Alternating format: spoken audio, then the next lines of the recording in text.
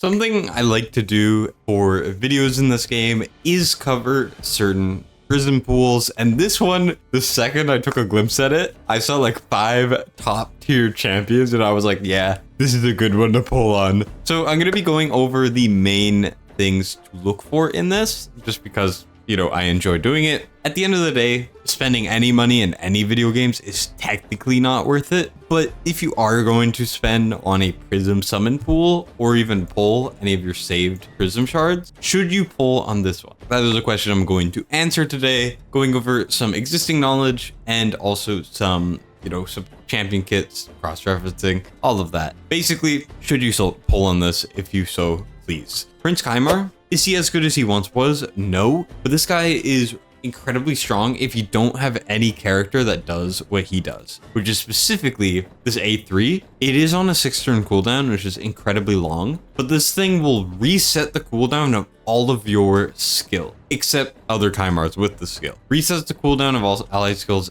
and turn meter as well once you ascend him, which you're going to very, very fast. This guy is ridiculous. Now there are other champions. I know there's a couple mythicals, maybe just one mythical. Either way, I know Uugo does it better, but at the end of the day, if you don't have one of those units, Kymar is an insane pickup. If you want to get one of the best starts in Raid Shadow Legends, use the link in my description below to get a free legendary champion, Narma the Returned, as well as 3 amazing epic champions as you level up. Now the way that you're going to do this is you're going to log out of Plarium Play on PC and uninstall. Then you're going to click the link in the description, register with a brand new email. Then you're going to launch Raid, complete the tutorial, and as you go to your inbox, you are going to be able to claim your first legendary champion. Next, you're going to get Anax, Uugo, and Mausoleum Mage as you level up. Please don't let this insane offer pass you by and click on my link now to get the start that you deserve. A2 also attacks all enemies, removes all buffs, and puts sleep out. I remember when Kymar was like the best character in the game. Also, AoE on the A1, it's a bonus. Kymar is ridiculous. Underpriest Brogni is really strong. I don't know if he's as strong as he used to be. He used to be one of the best units in the game. He was also a fusion a long time ago, before I even started playing originally, like 2 years ago. Crazy time. But A1, HP burn, A2 attacks all enemies, chance of removing a buff from all enemies, has a chance of removing a random debuff from all allies. But the main reason why he used to be so cool is this. Increases the value of shield buffs on all allies by 30% of the damage inflicted, 3-turn cooldown. This thing is crazy. There used to be some like infinite shield comps for clan boss, and there was this one rare which could scale his damage off of shield. So Brogni would just infinitely increase it, and then that guy would hit for like 1 billion. It was kind of crazy. He's quite good. A3, block debuffs, attack, also a shield, which is really strong. Cannot remove the shield, which is crazy. And whenever an ally under shield is hacked, reflects part of the damage. Brogni is a really good pickup. Razelvarg, very solid. Attack 3 times, each hit fills turn meter, attacks all enemies, leech, attacks all enemies, increase speed, increase accuracy. Each increased speed placed with a champion increases its speed in all battles. Razelvarg is quite good as well. Rodos is incredibly strong. He's a really, really strong single target nuker. Decreased defense A1, destroys max HP and hits like a friggin' truck. Scales off of attack and HP. Attack an enemy, ignores part of their defense. This thing hits like a truck. Will also ignore unkillable and block damage. Grants an extra turn if it kills an enemy. Decrease damage from enemy hits so that incoming damage from any single hit will not exceed half of his max HP.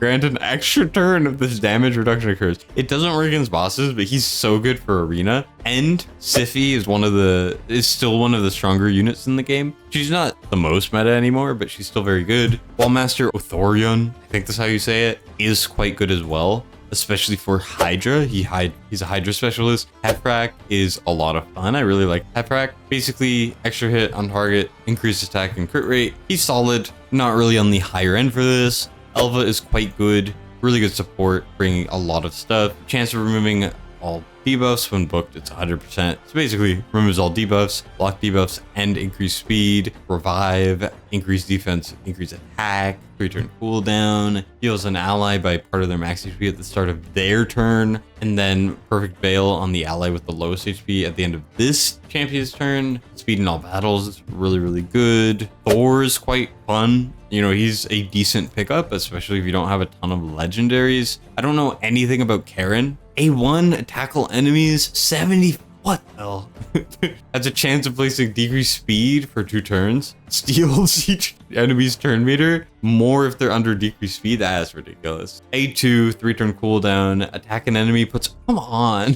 Why are these heroes so good when they release them? Puts all of the target skills on cooldown. Has a chance of decreasing the turn meter of all enemies under sleep, and has a chance of decreasing the turn meters of all enemies without sleep by 55% instead. So it's not guaranteed, but it's still very likely, and it's everyone. A3, attack all enemies. Chance of leaving sleep on all enemies for 1 turn. Ignores block debuffs. Why? And an extra turn. So functionally 3-turn cooldown gets him to his A2 faster. Whenever an enemy attempts to increase their turn meter, decreases the value of the turn meter fill effect. What? Yeah, this guy's broken. This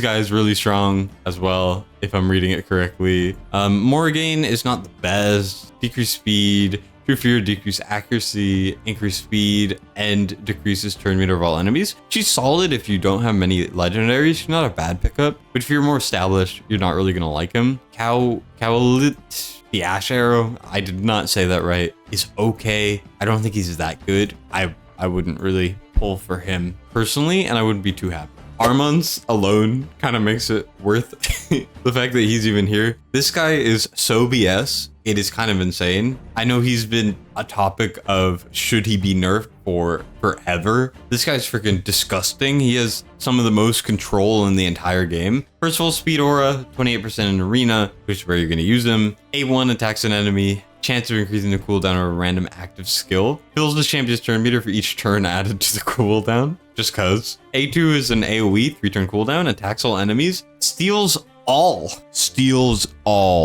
of the turn meter of each target, except enemies under sheep. Sheep is like the most annoying debuff in the game. Also plays a stun debuff for 1 turn on all enemies not under a sheep. Why?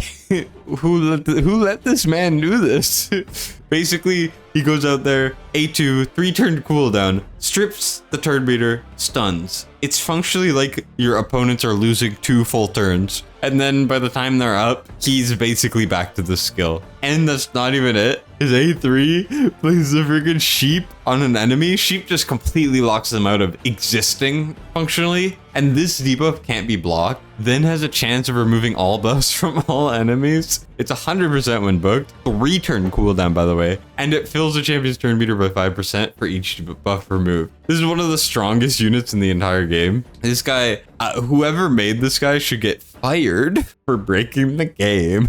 He was also a free unit you could farm for, or like fusion or whatever, which is ridiculous. And his passive, whenever a sheep debuff is removed, expires on an enemy, increases the cooldown of a random active skill to its max. Heals the champion's turn meter by 10% for each turn added to the cooldown. If there are multiple champions in the team with this skill, only one will activate. This guy is maybe the best controller in the game. It's ridiculous. He is a crazy reason to pull for this. But legendary wise, we got one of the better heroes, a very, very strong hero, an incredibly strong hero, a very good hero, 2 very good heroes, very good hero, very solid hero. Hefrak's fun. I like Hefrak. Morrigan is probably the worst pickup, and I'm not the biggest Ash Arrow fan. Elva's also quite good. The legendaries are quite stacked. This is one of the better summon pools that I've seen. If I was spending, I would go for it. Now, epic wise, there are a couple others. Uugo, one of the best epics in the game. If you don't have her, she's very good. Venom Mage, solid. I really like Miscreated Monster. He's a lot of fun, but he's more of a faction trial hero if you already have an established account. Seeker, great for a lot of clan boss strategies. He has a 30% turn meter boost and attack increase, and it's on a it's on a 2-turn cooldown. That's the crazy part about Seeker, because it reduces for 3 turns, but he gets an extra turn. Seeker is incredibly strong. A couple other units. I mean, Lockwain. I don't think Lockwain's that good, honestly. Taragi's really solid. I really like Taragi. there are a couple of decent heroes. Quinella is decent. Croydon is decent. I'm sure there's others that are decent. Realistically, you're pulling for these for the legendaries unless it's like a Geo or an Uugo or something similar level to that. Personally, I think this is pretty damn solid. If you guys are watching this while it's still active, if it isn't active right now, that's okay. I might be a little bit late to the party, but that's also because I've been very busy lately. But yeah, that's kind of everything I want to talk about. I just like yapping. It's something I enjoy. Whenever one of these comes out, I like to say, hey, is it worth it? If you're gonna spend, it's up to you, man. Doesn't really matter too much. But yeah, that's everything I wanted to talk about. Thank you guys so much for watching. That's it for me. Have a good rest of your day, night, whatever it is where you are. And that's Destin signing out.